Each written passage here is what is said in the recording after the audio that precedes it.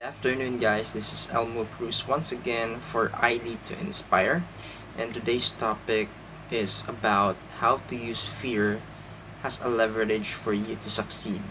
In short, paano natin magagamit ang ating takot upang tayo'y magtagumpay sa buhay. Okay? So, again, first thing first, the very definition of fear in the dictionary is an unpleasant emotion that is highly or a belief that someone or something that will cause us pain or threat. Okay? And a lot of people today, the stumbling block of their for them to succeed is fear, sinasabi nga natin hindi pa natin nagagawa yung isang bagay, pinangungunahan na tayo ng takot, no?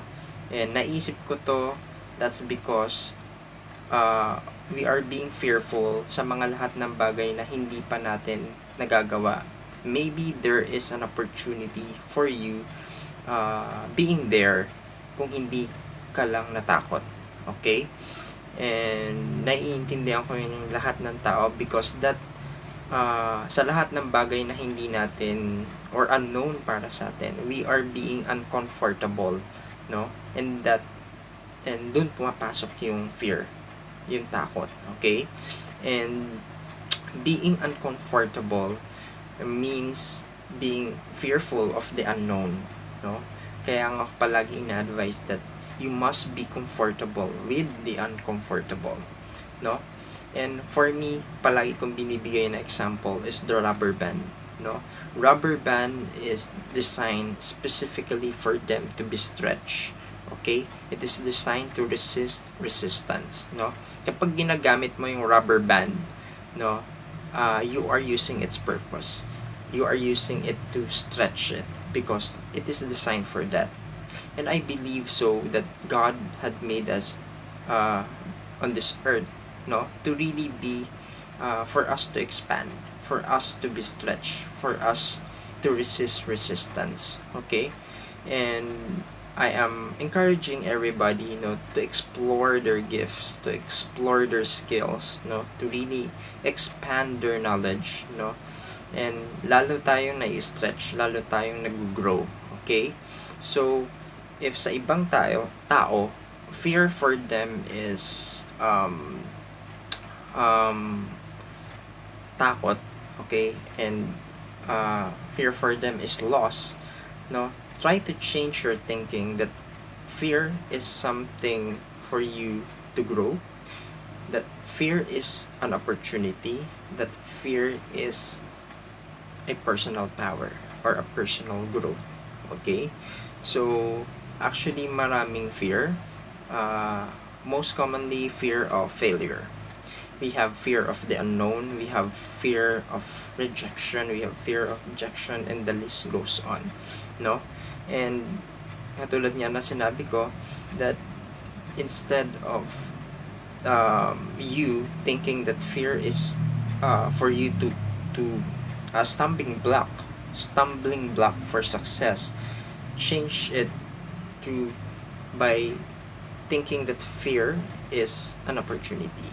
And here's my advice, that is number one, is to reframe fear.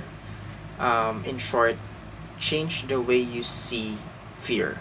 Okay, instead of fear has a stumbling block, see to it that fear, change your thinking. Fear is a opportunity. Fear is for you to expand, no? Sa lahat ng mga bagay na hindi mo pa ginagawa, no, maaring takot ka because you're uncomfortable doing it. Instead of saying that things, no, palagi mong isipin that sa lahat ng gagawin ko, siguro may opportunity. Kung bakit ako natatakot, there's an opportunity, there's opportunity. There's opportunity for me to expand. There's an opportunity for me to grow. Okay? And sabi ko nga that fear is an unpleasant emotion, and for me, a lot of things that we do, or how we respond is how we dictate life. So if we respond positively, we will get a good response. If we respond negatively, we would go back for us negatively. So kung fear, no, let us put or dissect fear as a good way for us to look at things positively.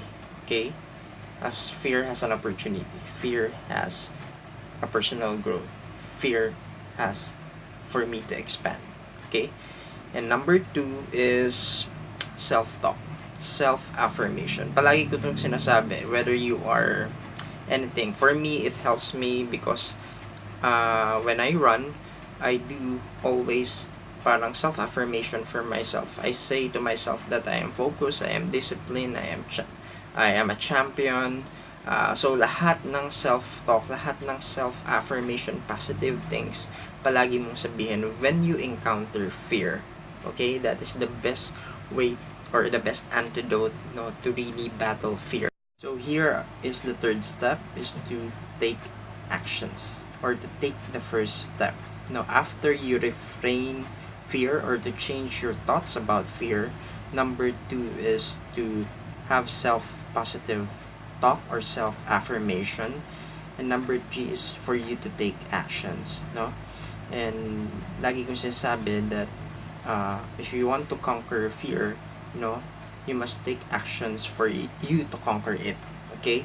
And actually, I do this 2 step backward and 1 step forward. Of course, wag mo baliwalain yung takot. You don't have to disregard fear. Pag-aralan mo, you strategize on how you conquer your fear, then you take actions, no? In the past, I have fear of heights. So, what did I do to conquer my fear of heights? I take actions. I ask a friend on how to climb a mountain or how to hike a mountain. What are the things to do? What are the equipments? No, and then I started to hike, and later on I started na piling up yung mga mountains na naakyat ko until I said to myself, yes, I conquer my fear. And guys, at first, again, when you conquer fear, there are times when you will fail, when people will laugh at you, and it's okay. At least you have tried. No, at least you have tried to take that first step, to take that actions, to conquer your fear, and keep on trying until you conquer it. Okay. Siguro number 4 for me is to celebrate success. Celebrate if you succeed conquering your fear. Okay? And in life, you should be a celebrator.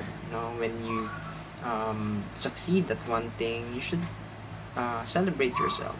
Yeah, parang simpleng reward mo lang sa sarili mo. When you conquer your fear, reward yourself. If you have small victories in your life, celebrate it, no? So again, to recap all of the things on how you could use your fear to leverage it for you to succeed, is one is to reframe fear, number 2 is to have self-positive talk, number 3 is to take actions or take the first step, number 4 is to celebrate success or celebrate victory. Okay? And guys, once again, fear is all in our mind. No, if you really want to conquer fear, you should really change the way you think about fear. Okay? And again, I'm inviting everyone to please subscribe at my channel, I Lead to Inspire. Please turn on the notification for more motivation, inspiration, success, and running. So again, guys, see you on the next video.